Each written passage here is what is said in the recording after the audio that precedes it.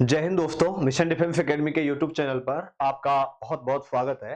देखिए, हम अगला पेपर स्टार्ट करेंगे। उससे पहले आपसे कहना चाहूंगा कि बेटा जिन बच्चों ने अभी तक चैनल सब्सक्राइब नहीं किया है वो चैनल को सब्सक्राइब करें और जो बच्चे तैयारी कर रहे हैं आर्मी के लिए उनके लिए आगे रिकमेंड करें। अब बिना समय गवाए हम अपने पेपर पे आते हैं।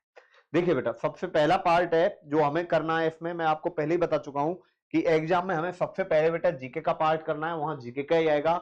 और दूसरे नंबर पे उसके बाद आपको बेटा जीएस का करना है, दूसरे पे आपका जीएस का ही पार्ट आएगा। अब देखो, सबसे पहली चीज, ईरान का पुराना नाम क्या है। देखो बेटा, ईरान की बात करें, देखो ईरान में क्या था बेटा, लगभग मैं कहूं 600 ईसा पूर्व की बात करूं, वहां हकमनी वंश का शासन था। और ध्यान रखना, उससे पहले वहां ज्यादातर जो पारसिया धर्म, पारसी लोग रहते थे, पारसी धर्म के लोग रहते थे। ध्यान रखना, कौन से लोग रहते थे? पारसी धर्म के लोग रहते थे। लेकिन उसके बाद वहां इस्लाम का उदय हुआ बेटा, और इस्लाम का उदय होने के बाद क्या है कि वहां से पारसियों को जबरन देश छोड़ने पे मजबूर किया गया। उनके ऊपर अत्याचार किए गए कि भाई या तो आप इस्लाम ग्रहण करो, नहीं तो फिर अत्याचार झेलो। तो इसके बाद क्या है कि बेटा वहां से काफी जो पारसी लोग थे वो भारत भी आ गए थे, और आज भी भारत के विभिन्न विभिन्न भागों में वो मिलते हैं। तो ध्यान रखना, तो उसका जो नाम था वो पारसिया था, पारसी लोग रहते थे। ध्यान रखना, पारसी धर्म के लोग रहते थे, ठीक है, जिसको हम फारस भी बोल देते हैं। तो ईरान का पुराना नाम पूछे आपसे, तो ईरान का जो पुराना नाम है वो क्या है बेटा? आपका पारस, पारसिया। इसके बाद चलिए आगे, युवा दिवस कब मनाया जाता है? देखो बेटा, युवा दिवस की बात करें, 12 जनवरी को स्वामी विवेकानंद जी का जन्म हुआ, जी का जन्म हुआ। और उन्हीं का जो जन्म दिवस है, ध्यान रखना, ये उन्हीं का जो जन्म दिवस है, ये एक युवा दिवस के रूप में मनाया जाता है। स्वामी विवेकानंद जी का जो जन्म दिवस है वो युवा दिवस के रूप में मनाया जाता है। बात करते हैं बेटा 24 जनवरी की, तो 24 जनवरी को नेशनल गर्ल्स चाइल्ड डे मनाया जाता है बेटा। ध्यान रखना, कौन सा? नेशनल गर्ल्स चाइल्ड डे मनाया जाता है। क्यों मनाया जाता है? क्योंकि 24 जनवरी 1966 को इंदिरा गांधी देश की पहली महिला प्रधानमंत्री बनी, इसलिए 24 जनवरी को नेशनल गर्ल्स चाइल्ड डे के रूप में मनाया जाता है। इसके बाद करते हैं बेटा 10 दिसंबर। देखो ध्यान रखना, 10 दिसंबर को मानवाधिकार दिवस मनाया जाता है। आता है कई बार एग्जाम में कि मानवाधिकार दिवस कब मनाया जाता है, तो बेटा मानवाधिकार दिवस है वो 10 दिसंबर को मनाया जाता है। 1 दिसंबर की बात करें तो बेटा 1 दिसंबर को विश्व एड्स दिवस मनाया जाता है, विश्व एड्स दिवस मनाया जाता है, विश्व एड्स दिवस मनाया जाता है। तो आपका जो युवा दिवस की बात करें 12 जनवरी को मनाया जाता है। क्यों मनाया जाता है? क्योंकि 12 जनवरी को स्वामी विवेकानंद जी का जन्म हुआ था। इसके बाद चलिए बेटा आगे चलते हैं अगले क्वेश्चन पे। अजंता की गुफाएं किस राज्य में है? देखो मेनली बात करें बेटा अजंता और एलोरा, ज्यादातर इन दोनों का ही नाम एक साथ आता है, अजंता और एलोरा की गुफाएं। बेटा ध्यान रखना, जो कि बौद्ध धर्म से संबंधित हैं। कौन से धर्म से संबंधित हैं? बौद्ध धर्म से संबंधित हैं। इसमें क्या है कि बेटा बहुत अच्छी कलाकृतियां हैं, बहुत अच्छी इसमें कलाकृतियां हैं दीवारों पर, और इसको बेटा यूनेस्को की विश्व धरोहर में है, यूनेस्को की विश्व धरोहर में शामिल है। ध्यान रखना, अजंता और एलोरा की गुफाएं। देखो ये आपके बेटा अजंता और एलोरा गुफाएं, ये आपके बेटा औरंगाबाद जिले में, महाराष्ट्र के औरंगाबाद जिले में। ध्यान रखना, अजंता और एलोरा की गुफाएं हालांकि एक दूसरे से 100 किलोमीटर दूर हैं, लेकिन इन दोनों का नाम हमेशा एक साथ आता है। और ये अपनी विशिष्ट जो कलाकृतियां हैं बेटा, वहां की जो गुफाओं में दीवारों पर जो अंकन है, जो चित्र है, उसके लिए बहुत ज्यादा फेमस है, क्योंकि वो जो कलाकृति है वो बहुत ज्यादा मनमोहक है। तो ये कहां पे है? आपके औरंगाबाद महाराष्ट्र में। तो ध्यान रखना, अजंता और एलोरा की गुफाएं आपसे पूछी जाए तो ये आपका कौन से राज्य में है? ये आपका महाराष्ट्र में। इसके बाद चलिए आगे, देखो दूसरा विश्व युद्ध कब हुआ? देखो बेटा पहले की बात करें तो 1914 से 1918 को, दूसरे की बात करें बेटा तो 1939 से 1945 को हुआ। ये 1939 में आरंभ हुआ था। ध्यान रखना, 1939 में ये आरंभ हुआ था, और उसके बाद बेटा ये 1945 तक चला था। देखो जो द्वितीय विश्व युद्ध है, जो दूसरा विश्व युद्ध है आपका, इसमें लगभग बेटा 5 से 6 करोड़ लोग मारे गए। ध्यान रखना, 5 से 6 करोड़ लोग मारे गए थे। इनमें बहुत सारे आपके सैनिक भी थे, बहुत सारे सिविलियन थे। एक तरफ बेटा मित्र राष्ट्र थे, देखो एक तरफ तो मित्र राष्ट्र थे और दूसरी तरफ आपके धुरी राष्ट्र थे। मित्र राष्ट्रों में आपके बेटा देखो रूस, अमेरिका,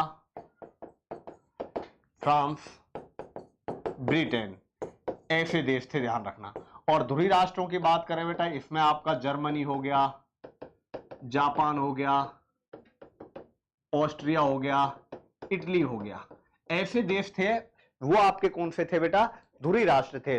और ध्यान रखना इसमें क्या है कि स्टार्टिंग में बेटा देखो जर्मनी, जो जर्मनी में हिटलर था, हालांकि ये युद्ध जीत ही जाता, लेकिन ये रूस में चले गए और बहुत ज्यादा अंदर तक चले गए, तो इनको रूस की सर्दी ले बैठी बेटा, ये रूस की सर्दी में बर्बाद हो गए है।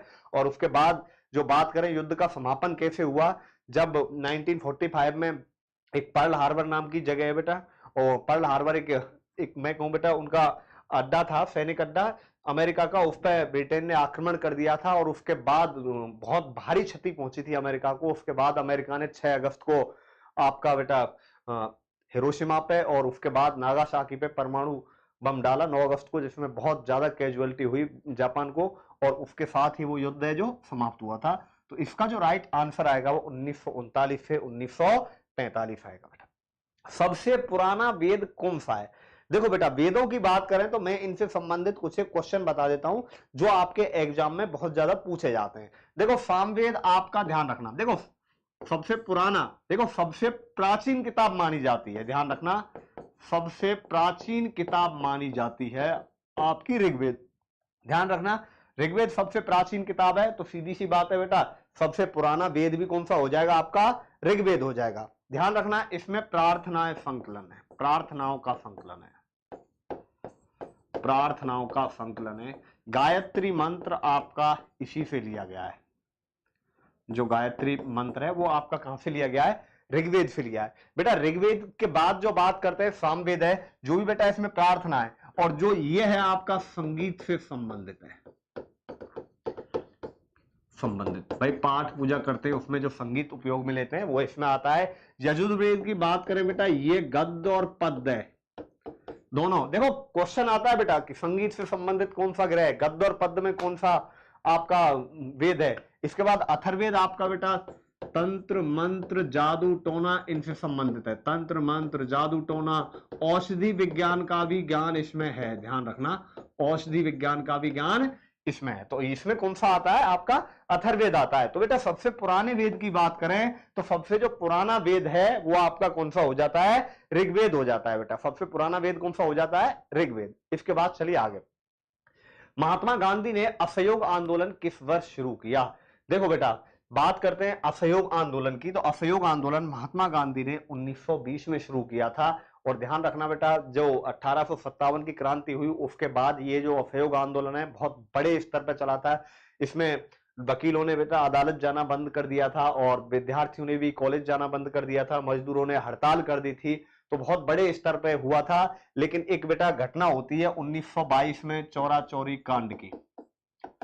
कौन सा, चौरा चौरी कांड, जो ध्यान रखना बेटा गोरखपुर में हुआ था। कहां पे हुआ था, गोरखपुर में। क्या है कि बेटा एक पुलिस थाना था, उसमें आग लगा दी थी और उसमें कई सैनिक हैं वो जल गए थे बेटा, मर गए थे।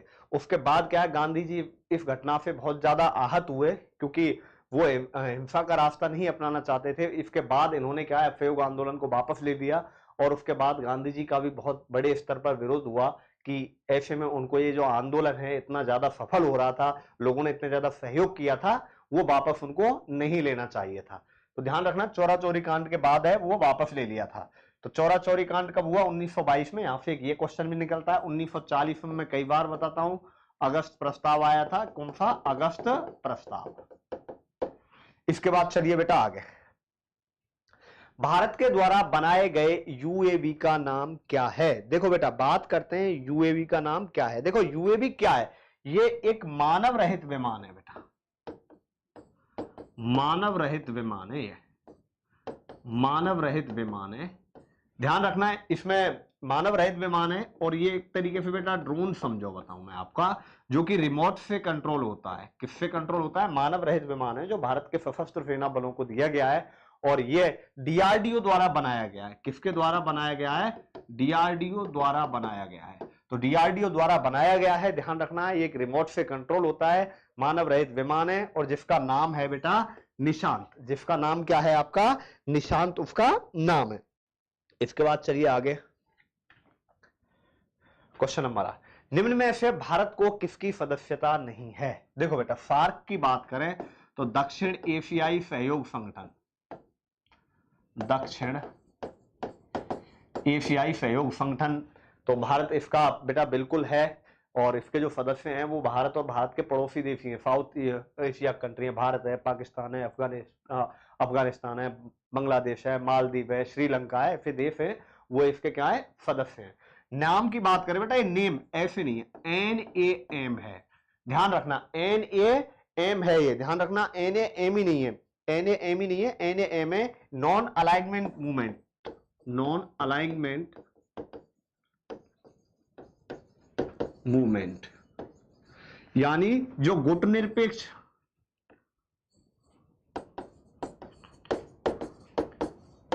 जिनको बेटा राष्ट्रबंधन देश भी बोलते हैं, जो भी गुटनिरपेक्ष देश हैं जो ब्रिटेन के अधीन कभी ना कभी रहे हैं, वो देश इसमें आते हैं। तो भारत इसका भी सदस्य है बेटा। G9, देखो G9 नहीं है, ये G8 है, ध्यान रखना। तो G8 का भारत सदस्य नहीं है, तो इसका मतलब G8 है। G15 का भारत बिल्कुल सदस्य है, ध्यान रखना बेटा। G8 का सदस्य नहीं है।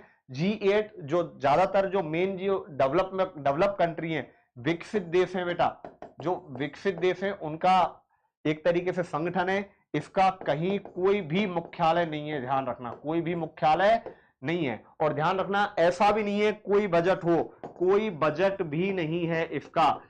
होता क्या है, जब जिस देश में इसका जो बैठक होती है तो वो पूरा खर्चा वही देश उठाता है। इसका ऐसा कोई फिक्स नहीं है कि बजट फिक्स कर रखा हो या फिर जो बाकी देश हैं जो बजट देते हो, ऐसा इसमें कुछ भी नहीं है। तो वो कौन सा है आपका? G8 है, ठीक है।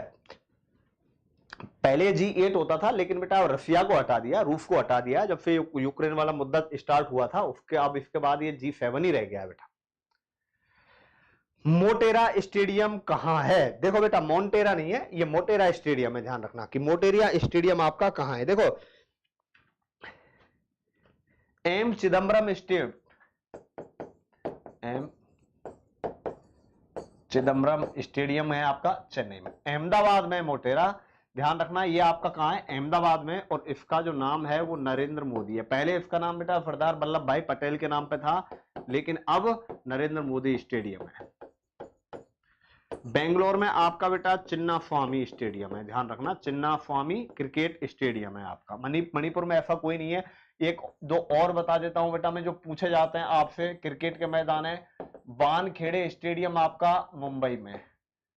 अरुण जेटली, जिसको फिरोजशाह कोटला बोलते थे बेटा, अरुण जेटली जो स्टेडियम है वो आपका दिल्ली में है। इसके बाद बात करें बेटा ईडन गार्डन्स,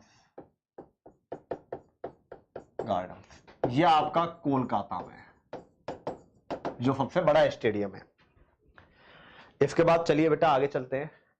सब स्टेल बैटल निम्न में से किस खेल से संबंधित है? देखो बेटा, ये मोटर खेल से संबंधित है और ये फॉर्मूला 1 रेस के नंबर 1 खिलाड़ी है, ध्यान रखना। कौन से खेल के? फॉर्मूला 1 ड्राइवर है, ध्यान रखना।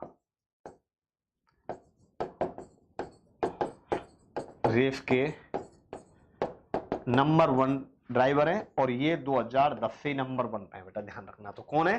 Sebastian Vettel. इसके बाद चलिए आगे। अरे फुटबॉल नहीं है, फॉर ये फुटबॉल नहीं है, मोटर खेल है बेटा, मोटर खेल, इसको ठीक कर लेना। फॉर्मूला 1 रेस के नंबर 1 खिलाड़ी हैं और ये आपके मोटर खेल से संबंधित है। इसके बाद आइए आगे। हडसन नदी किस शहर में बहती है? देखो पहले बात करते हैं, जो ऑप्शन 1 दिया है इसमें कि शंघाई, तो देखो शंघाई ये यांगत्जे नदी के किनारे और चीन का सबसे बड़ा शहर है, चीन का सबसे बड़ा शहर है। तो कई बार आता भी है बेटा कि चीन का सबसे बड़ा शहर कौन सा है। जैसे हमारे भारत की बात करें जनसंख्या की दृष्टि से, जो सबसे बड़ा शहर है वो मुंबई है। तो ऐसे ही बात करें बेटा चीन की, तो चीन का सबसे बड़ा शहर क्या है? शंघाई। न्यूयॉर्क, ध्यान रखना, हडसन नदी न्यूयॉर्क सिटी में, न्यूयॉर्क शहर में बहती है और ये भी बेटा अमेरिका का सबसे बड़ा शहर है। अमेरिका का सबसे बड़ा शहर है, कौन सा है वो? न्यूयॉर्क है। अब बेटा बगदाद की बात करें तो बगदाद का आपको पता ही है, बगदाद कहां पे है, इराक की राजधानी है और ये दजला नदी पे है बेटा। कौन सी नदी, दजला नदी पे इराक की राजधानी है, ध्यान रखना। इस्तांबुल आपका टर्की में है बेटा, तुर्की में। इस्तांबुल कहां है, तुर्की की राजधानी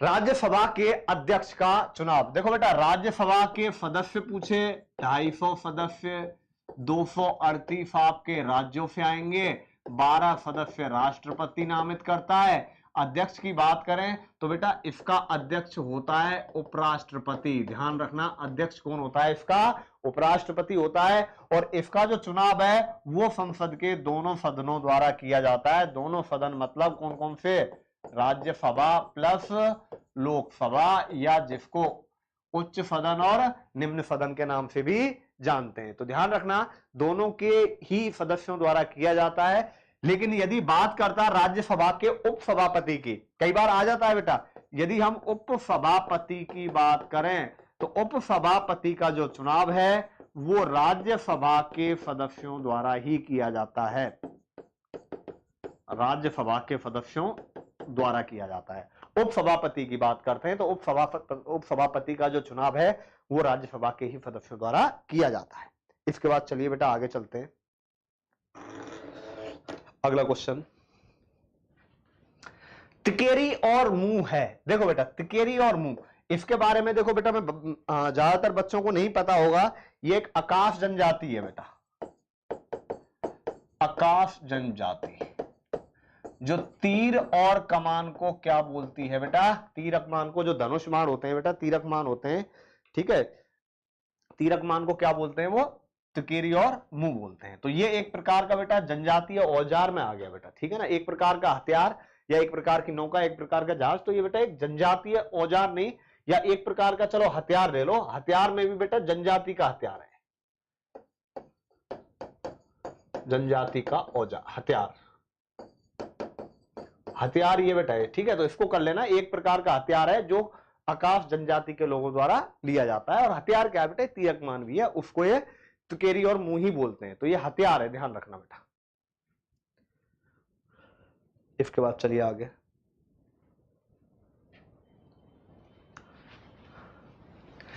निम्न में से भारत की महत्वपूर्ण रबी की, देखो रबी की फसल बेटा ज्वार धान बाजरा, ये तीनों खरीफ की फसलें हैं और ये किसकी है, रबी की फसल है। देखो खरीफ की फसल क्या होती है, जो मेनली वर्षा ऋतु में बोई जाती है और उसके बाद आपका सितंबर अक्टूबर में काट ली जाती है, वो आपकी बेटा खरीफ की फसलें होती हैं। और उसके बाद बेटा जो फसलें आपकी अक्टूबर में बोई जाती हैं, उसके बाद अब जो समय चल रहा है बेटा मार्च अप्रैल, और इस टाइम पर जो फसलें काटी जाती हैं वो किसमें आती हैं, आपकी रबी की फसलें होती हैं। तो देखो ये आपका बेटा सामान्य ज्ञान हो गया है। इसके बाद आते हैं, अगला पार्ट है आपका सामान्य विज्ञान, यानी कि अब इसके बाद पढ़ेंगे हम बेटा जनरल साइंस वाला भाग। अब आकाशीय पिंडों को देखने का यंत्र है। देखो गायरोस्कोप की बात करें तो बेटा ये ध्यान रखना, गायरोस्कोप किस काम में आता है, ये एंगुलर वेलोसिटी को नापता है बेटा, ध्यान रखना एंगुलर वेलोसिटी को। ये मेनली आपके मोबाइल फोन में भी होता है। बात करें बेटा पेरिस्कोप की तो ध्यान रखना, जो आपका पेरिस्कोप है, ये पेरिस्कोप किस काम में आता है, तो ये जो पेरिस्कोप है आपका बेटा, एक बार देखो ये क्या होता है, एक प्रकाशीय यंत्र है जो कि पनडुब्बी वगैरह होती हैं उनमें काम आता है बेटा, ठीक है। बाइनोकुलर आपका बेटा दूरबीन को कहते हैं। और टेलीस्कोप से ध्यान रखना, आपके जो आकाशीय पिंड हैं वो किससे देखे जाते हैं, टेलीस्कोप से देखे जाते हैं। तो इसका जो राइट आंसर हो जाएगा, आकाशीय पिंडों को देखने के लिए कौन सा काम में आता है, तो उसका जो राइट आंसर है वो टेलीस्कोप है। कैलोरी किसका मात्रक है, देखो बेटा बल का मात्रक न्यूटन, और या डाइन होता है बेटा, वोल्ट आपका विभवांतर का है, शक्ति का आपका वाट हो गया, और कैलोरी देखो ऊष्मा, ऊर्जा और कार्य, इनका जो मात्रक होता है वो क्या होता है बेटा, कैलोरी। ऊष्मा ऊर्जा या कार्य का बोल देते हैं, तो ऊर्जा का भी मात्रक क्या होता है, ऊष्मा या ऊर्जा का मात्रक क्या होता है बेटा, कैलोरी भी होता है, ध्यान रखना। और इनका जो मात्रक है बेटा ऊर्जा वगैरह का, वो जूल भी होता है। हाइडल पावर स्टेशन में ऊर्जा का मुख्य स्रोत क्या है, देखो बेटा हाइडल पावर स्टेशन का मतलब समझो क्या है। हाइडल पावर स्टेशन में या तो गिरते हुए पानी से ऊर्जा बनाई जाती है, देखो जो विद्युत उत्पादन करते हैं गिरते हुए पानी से, या बहते हुए पानी से विद्युत ऊर्जा बनाई जाती है। और ध्यान रखना ये जो पूरा प्रोसेस है वो प्रदूषण रहित होता है। सबसे कम प्रदूषण आपके इसी प्रोसेस में होता है ऊर्जा बनाने वाले में। बाकी आप कोयले से बेटा आप बिजली बनाओगे तो ऑब्वियसली बात है वहां कोयला है, जलेगा तो बेटा कार्बन है, धुआं भी छोड़ेगा, कार्बन डाइऑक्साइड गैस भी छोड़ेगा, जिससे क्या प्रदूषण फैलेगा। लेकिन ध्यान रखना हाइडल पावर स्टेशन में गिरते हुए पानी या बहते हुए पानी से ऊर्जा बनाई जाती है और जो कि बिल्कुल प्रदूषण रहित होता है, बिल्कुल प्रदूषण रहित प्रक्रिया है। निम्न में सबसे अधिक प्रोटीन कहां पाई जाती है? देखो बेटा प्रोटीन की बात करें सबसे अधिक सोयाबीन में पाई जाती है। मैं आपको पहले भी बता चुका हूं 40% से ज्यादा पाई जाती है। अंडा इसका आंसर नहीं है। अंडे में ध्यान रखना बेटा 14 से 16% तक ही पाई जाती है। बाकी मूंगफली में भी अच्छी पाई जाती है प्रोटीन। और मूंगफली को बेटा इसीलिए गरीबों का बादाम कहते हैं। गरीबों का बादाम किसे कहते हैं? मूंगफली को कहते हैं। दाल में सबसे ज्यादा पाई जाती है, ध्यान रखना सोयाबीन में। चने की दाल की बात करें तो बेटा 25% होती है। मूंग की दाल की बात करें तो 24% होती है। ठीक है, तो ओवरऑल बात करें तो दालों में ही देखो दालें होती हैं वो प्रोटीन का सबसे अच्छा सोर्स होती हैं। इसके बाद चलिए आगे चलते हैं बेटा क्वेश्चन नंबर 20। पैर और मुंह की बीमारी किसको होती है? देखो बेटा एक रोग होता है, खुरपका बोलते हैं जिसको, सॉरी एक रोग होता है जो आपके बेटा मुख्यतः जानवरों में होता है। ठीक है ना, खुरपका रोग बोलते हैं इसको। अब उसमें होता क्या है कि बेटा मुंह से बहुत ज्यादा लार निकलती है, मुंह से बहुत ज्यादा पानी आता है, लार निकलती है, बहुत ज्यादा लार आती है और जो जीभ है उसके अंदर छाले भी हो जाते हैं मुंह में। ऐसे ही बेटा पैर में क्या होता है, जो खुर होते हैं खुरों में छाले हो जाते हैं या खुरों में छाले हो जाते हैं या खुर पक जाते हैं। ध्यान रखना ये जो बीमारी है वो आपके पशुओं में होती है, गाय भैंस इस तरीके के जो पशु होते हैं ये बीमारी उनमें होती है, जिसको शायद खुरपका रोग भी बोलते हैं। मेरे हिसाब से खुरपका रोग भी इसको कहा जाता है। एक बार ये चीज आप वेरीफाई कर लेना बेटा।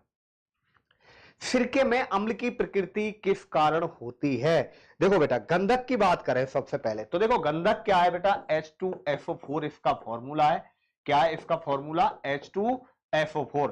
और ध्यान रखना ये उद्योगों में बहुत ज्यादा काम आता है। कहां पे आता है? उद्योगों में। ऐसा माना जाता है कि भाई जिस देश में गंधक या जिस देश में बेटा H2SO4 ज्यादा है वो देश ज्यादा संपन्न है, क्योंकि वहां ज्यादा उद्योग धंधे हैं। ध्यान रखना ये उद्योग धंधों में काम आता है। सोरे अम्ल की बात करें बेटा तो इसका फॉर्मूला है HNO3। इनके फॉर्मूले जरूर याद रख लेना। सिट्रिक एसिड की बात करते हैं बेटा, साइट्रिक एसिड है उसका जो फॉर्मूला है आपका C6H8 और O7 ये इसका फॉर्मूला है। और ध्यान रखना जो साइट्रिक एसिड है वो सबसे ज्यादा नींबू में पाया जाता है और खट्टे फलों में पाया जाता है। साइट्रिक एसिड पाया जाता है और ध्यान रखना इसमें विटामिन सी होता है मेरे हिसाब से ज्यादा। इसके बाद देखिए एसिटिक अम्ल की बात करें बेटा, देखो एसिटिक अम्ल है जो सिरके की जो प्रकृति होती है अम्ल की, वो ध्यान रखना किसकी वजह से होती है? एसिटिक अम्ल की वजह से होती है, जिसका फॉर्मूला होता है CH3COOH होता है। तो इसका जो राइट आंसर है वो एसिटिक अम्ल है बेटा, एसिटिक अम्ल को ही सिरका कहते हैं। इसके बाद चलिए आगे।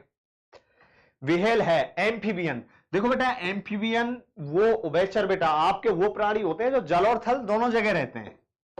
मेंढक हो गया, जो आपके जल और थल दोनों जगह रह सकें वो आपके बेटा एम्फीबियन होते हैं। ममल्स स्तनधारी जितने भी जीव हैं बेटा जो अपने बच्चों को एक तरीके से मैं कहूं बेटा दूध पिलाते हैं तो वो सारे के सारे आपके ममल्स होते हैं, स्तनधारी होते हैं। और ब्लू व्हेल एक स्तनधारी है, सबसे बड़ा समुद्री स्तनधारी है।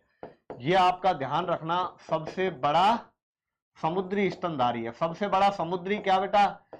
सबसे बड़ा जीव ही है ये, जो आप जितने भी जीव हैं पृथ्वी पे सबसे बड़ा समुद्री स्तनधारी है। रेप्टाइल जो जीव आपके रेंग कर चलते हैं, रेंग कर चलते हैं बेटा, जैसे आपका बेटा सांप हो गया, आपका इसके अलावा बेटा मगरमच्छ हो गया, घड़ियाल हो गया। ठीक है, तो ये आपके रेप्टाइल की कैटेगरी में आते हैं, ध्यान रखना। तो इसका जो राइट आंसर है व्हेल क्या है? एक स्तनधारी जीव है, सबसे बड़ा समुद्री स्तनधारी जीव है। प्लेग बीमारी देखो मच्छरों से बिल्कुल नहीं फैलती है बेटा। मच्छरों से आपकी जो बीमारी की बात करें तो आपका मलेरिया, चिकनगुनिया, डेंगू, ये रोग ऐसे हैं जो कि आपके मच्छरों काटने से फैलते हैं। कुत्ते के काटने से रेबीज या जिसको हाइड्रोफोबिया भी बोलते हैं वो फैलता है। और ये जो प्लेग है वो आपका चूहों से फैलता है। तो ध्यान रखना, प्लेग बीमारी किससे फैलती है? आपकी चूहों से फैलती है। तो देखो इनमें से कौन सा लाल लिटमस को नीला कर देता है? देखो आप बेटा अनिल याद रखना, अनिल, आ मतलब अम्ल, और अम्ल क्या करता है? नीले को लाल कर देता है। अनिल ध्यान रखना, अम्ल है वो नीले को लाल कर देता है, और जो क्षार है आपका कौन सा बेटा? क्षार है वो उल्टा हो जाएगा, लाल को नीला कर देगा। अब देखो पूछा क्या है, कौन सा लाल को नीला करेगा? तो लाल को नीला कौन सा करेगा? आपका क्षार करेगा बेटा। तो इसका जो राइट आंसर है वो आपका क्या हो जाएगा? क्षार हो जाएगा। इसके बाद चलिए बेटा आगे चलते हैं।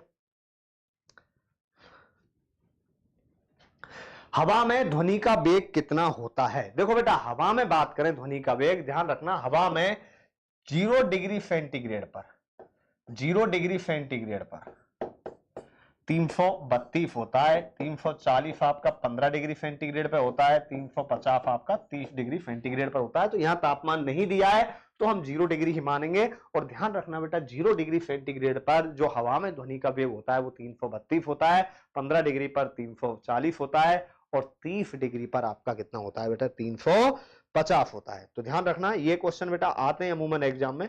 इसके बाद चलो आगे चलते हैं, अगला क्वेश्चन। थर्मामीटर में देखो, जो थर्मामीटर में किया गया द्रव है वो आपका मरकरी है, जिसको हम पारा भी कहते हैं। ठीक है, तो मरकरी का इस्तेमाल किया जाता है थर्मामीटर में, जो भी टेम्परेचर वगैरह उसका नापते हैं बॉडी का। समतल दर्पण द्वारा, तो देखो समतल दर्पण से जो प्रतिबिंब बनता है वो आभासी बनता है और पार्श्व उल्टा बनता है।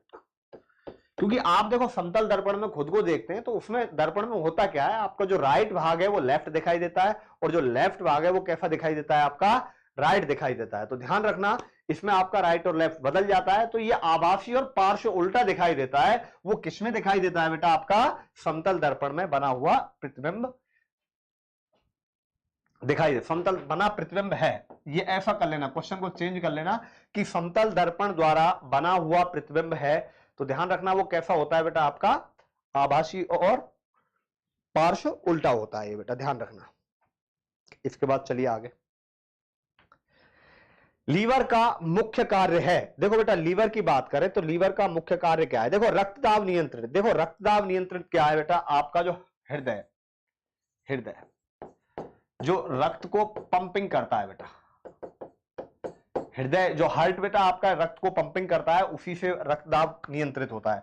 अब आपका जो लीवर है, देखो बेटा लीवर का काम क्या है? देखो ये लीवर कशेरुकी प्राणियों में पाया जाता है, ध्यान रखना कशेरुकी प्राणियों में पाया जाता है। लीवर कशेरुकी प्राणियों में पाया जाता है, और ये क्या करता है बेटा? एक तो आपका जो अपापच है उनका डिटॉक्सिफाई करता है,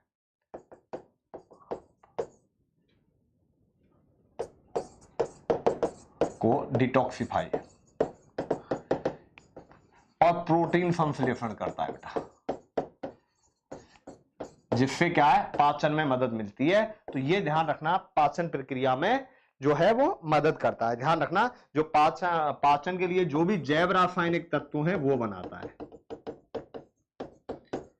जैव रासायनिक तत्व बनाता है। जो रक्त साफ होता है वो बेटा आपका किडनी से होता है।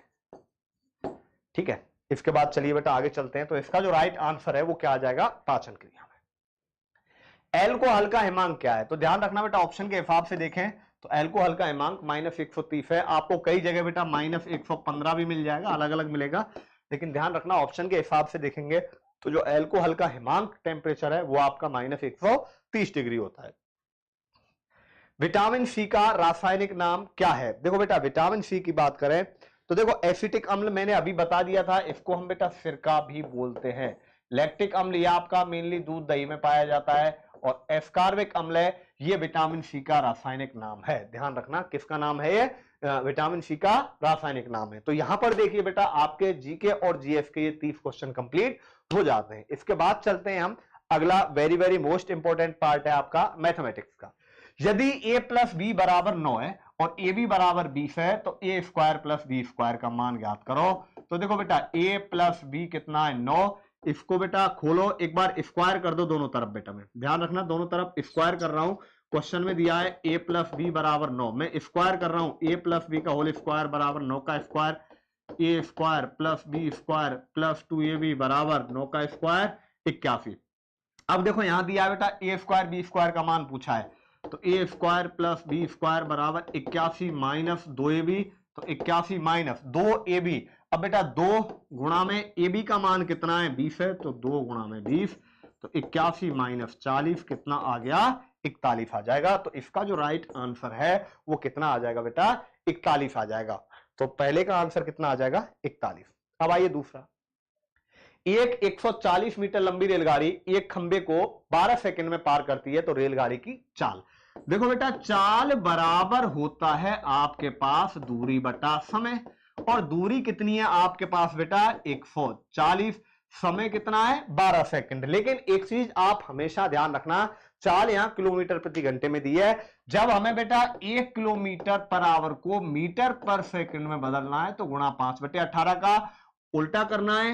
यदि मीटर पर सेकंड को बदलना है किलोमीटर पर आवर में तो गुणा 18/5 का, इसको किलोमीटर पर आवर में बदल देंगे। तो यहां देखो बेटा दूरी मीटर में, समय सेकंड में, तो इसको कन्वर्ट करेंगे तो 18/5 का गुणा 12 दूनी 12 तिया 5 से कितनी बार कट गया बेटा, ये 5 से कट गया, 5 दूनी 10 और 5 अट्ठे 40, 28 बार कट गया, 14 तिया कितना आ जाएगा बेटा 42 किलोमीटर पर आवर। तो इसका जो राइट आंसर है वो क्या आ जाएगा बेटा 42 किलोमीटर पर आवर। 140 दूरी है, समय 12 सेकंड है, भाग दे देंगे 18/5 का गुणा हम इसलिए कर रहे हैं ताकि ये किलोमीटर पर आवर में कन्वर्ट हो जाए। तो 5 से काट देंगे बेटा, 5 से 28 बार कट जाएगा, और ये 6 दूनी 12 6 तिया 18, 2 से कट जाएगा 14 बार और 14 तिया 42।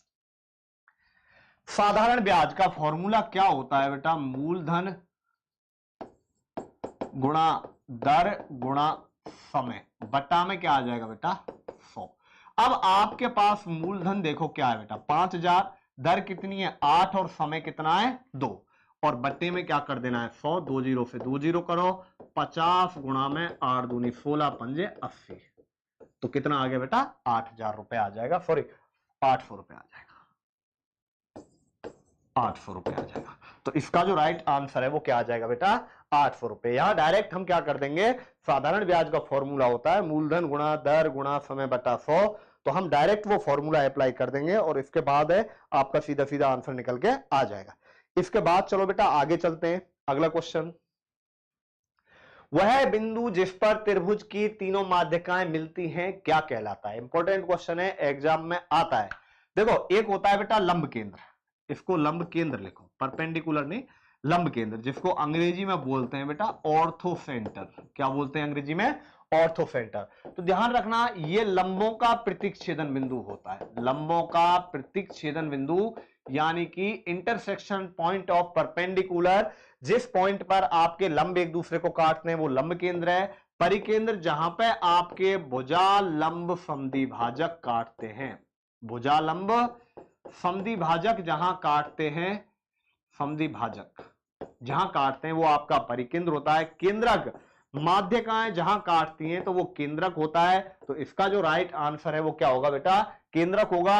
एक क्वेश्चन और यहां से कई बार एग्जाम में पूछा गया है कि केंद्रक माध्यिका को किस अनुपात में बांटता है, तो केंद्रक माध्यिका को 2:1 में काटता है। हमेशा ध्यान रखना, एग्जाम में एक बार नहीं आर्मी में कई बार पूछा गया है। एक और होता है जो इसमें नहीं दिया गया है वो भी बता देता हूं मैं, एक अंतः केंद्र और होता है। और अंतः केंद्र क्या होता है बेटा आपका कोण समद्विभाजकों का प्रतिच्छेदन बिंदु। कोण समद्विभाजकों का जो प्रतिच्छेदन बिंदु है, प्रतिच्छेदन बिंदु है वो आपका क्या कहलाता है अंतः केंद्र कहलाता है। इसके बाद चलिए बेटा आगे, इसके गुणनखंड क्या होंगे। देखो बेटा एक तो सीधा तरीका है, आप इसको या तो सेटिस्फाई करवा लो, सेटिस्फाई करवा के देख लो। x बराबर -7 है तो 7 रखो, -8 है तो x बराबर 8 रखो, ठीक है। तो ये चीज में मैंने आपको क्लास में बहुत अच्छे तरीके से बता दिया कि ऑप्शन से देखते ही हो जाएगा। बाकी वैसे करना है x² + 15x + 56। तो ऐसी दो संख्याएं सोचो, जोड़ने घटाने पर कितनी आए बेटा 15x और गुणा करने पर 56, प्लस कहां है x² प्लस, तो 8x + 7x + 56 आ जाएगा बेटा। x कॉमन लो, x + 8 + 7 कॉमन लो और x + 8 ये आ गया बेटा आपका। इसके बाद x + 7 और x + क्या आ जाएगा बेटा 8।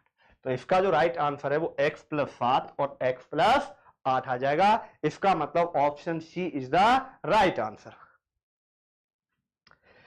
अच्छा 116 64, ये देखो किसका वर्गमूल है बेटा। देखो मैंने आपको डायरेक्ट ट्रिक बताई है, 116 और 64 ये किसका वर्गमूल है। अंतिम अंक देखो बेटा 4 है, तो 4 कहां पे आता है, 2 पे या 8 पे। मैंने आपको बताया देखो 2 का वर्ग 4 हो गया, 8 का वर्ग बेटा 64 हो गया, तो लास्ट डिजिट 4 है। फिर 12 का 144 हो गया, 18 का 324 हो गया। तो ध्यान रखना जहां अंतिम अंक 4 आ जाए वो 2 का या 8 का होगा। इसके बाद देखो बेटा 116 से छोटी वर्ग संख्या, छोटी वर्ग संख्या है 116 से क्या 100, और ये 100 किसकी है, 10 की है। तो या तो ये 102 का हो गया या 108 का हो गया। अब हमें एग्जैक्ट पता लगाना है ये किसका है। तो बेटा 116 से ठीक बड़ी बताओ क्या हो गई, 116 से ठीक बड़ी 121 हो गई। अब 121, 116 किसके नजदीक है बेटा, 116 121 के नजदीक है, यानी कि बड़ी संख्या के नजदीक है, तो आंसर बड़ी संख्या हो जाएगा। छोटी संख्या के नजदीक होती तो आंसर क्या हो जाता, छोटी संख्या हो जाती। ये मैंने आपको डायरेक्ट ट्रिक आपको क्लास में बताई है वर्गमूल घनमूल ज्ञात करने की, तो आप इसको बेटा आसानी से कर सकते हो। ध्यान रखना और भी तरीके हैं, लेकिन मैं बाकी तरीके नहीं बता रहा हूं, वो तरीके बहुत लेंदी हैं। वर्गमूल घनमूल की मैंने आपको डायरेक्ट एक ही ट्रिक बताई है, और उस ट्रिक से आपके क्वेश्चन है वो देखते ही हो जाएंगे सारे के सारे। इसके बाद आओ, एक आदमी एक साइकिल 1500 रुपए में खरीदी। देखो बेटा क्रय मूल्य की बात करें 1500, विक्रय मूल्य की बात करें बेटा 1800, लाभ कितना है बेटा 300, कितने पे 1500 पे, प्रतिशत ज्ञात करना है तो गुणा में 100, 15 से कितनी बार 20 बार, तो कितने परसेंट आ गया बेटा उसका 20%। इसका मतलब इसका जो राइट आंसर है वो कितना आ जाएगा 20%। अब बेटा ये देखो 3:4 बराबर 6:x, तो इसको लिख सकता हूं मैं 3/4 बराबर 6/x, क्योंकि एक अनुपात को मैं एक भिन्न के रूप में भी लिख सकता हूं, आप ध्यान रखना बेटा। तो 3/4 बराबर 3 ये हो गया बेटा 3x बराबर 6 गुणा 4, 3 से 2 बार कट गया, तो x बराबर कितना आ गया बेटा 8 आ गया। तो इसका जो राइट आंसर है वो आपका क्या आ जाएगा 8 आ जाएगा। इसके बाद चलिए आगे, एक वृत्त की त्रिज्या, देखो बेटा सर्किल की रेडियस दे रखी है आपके पास कि एक वृत्त की त्रिज्या 7 सेंटीमीटर है, आर बराबर 7 है, और वृत्त के क्षेत्रफल की बात करें तो पाई आर स्क्वायर है। यहां पे पाई का मान कितना होता है बेटा 22/7, तो ये आप रखो इस फॉर्मूले में। क्षेत्रफल हमें ज्ञात करना है, तो पाई का मान 22/7 और आर का मान क्या है बेटा 7 गुणा 7 से 7, 22/154 सेंटीमीटर स्क्वायर। तो इसका जो राइट आंसर है वो कितना है 154 सेंटीमीटर स्क्वायर। साइन 90, अब देखो बेटा साइन 90 का मान क्या है। देखो साइन 90 का मान ध्यान रखना 1 होता है, कितना होता है साइन 90 का मान 1, 0 होता है, ये साइन 0 का होता है, अनंत ध्यान रखना साइन में किसी का मान नहीं होता है। तो साइन 90 का मान क्या हो जाएगा बेटा 1 हो जाएगा। एक अर्धगोला जिसकी त्रिज्या r है उसके गोलीय पृष्ठ का क्षेत्रफल क्या होगा। देखो बेटा अर्धगोला है ये आपका अर्धगोला है, ये सेमी स्फीयर है बेटा, इसकी त्रिज्या r है। अब देखो इसकी बात कर रहा है बेटा, ये जो भाग आपने जैसे बॉल को बीच में से काट दिया तो गोलीय पृष्ठ की बात कर रहा है, तो गोलीय पृष्ठ का मतलब है बेटा मैं कहूं वक्र पृष्ठ। अब एक बताओ पूरा गोला होता है बेटा, पूरे गोले का क्षेत्रफल होता है 4 पाई आर स्क्वायर, तो आधे का क्या हो गया क्षेत्रफल बेटा ध्यान रखना आधे का हो गया 2 पाई आर स्क्वायर। और यदि संपूर्ण पूछता है इसमें तो बेटा संपूर्ण में क्या आ जाता, ये गोलीय पृष्ठ और ये आधार का क्षेत्रफल आ जाता, तो गोलीय पृष्ठ प्लस आ जाता आपका आधार। अब देखो बेटा गोलीय पृष्ठ का क्या है क्षेत्रफल 2 पाई आर स्क्वायर, और ध्यान रखना इसका क्या है बेटा वृत्त है, तो वृत्त का पाई आर स्क्वायर, तो 3 पाई आर स्क्वायर।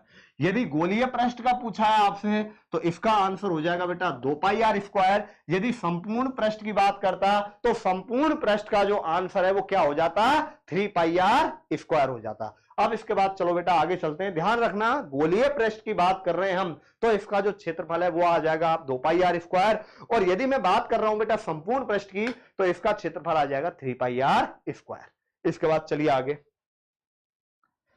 दो संख्याओं का योग 180 है और उनका अंतर 20 है, तो संख्याएं क्या होंगी।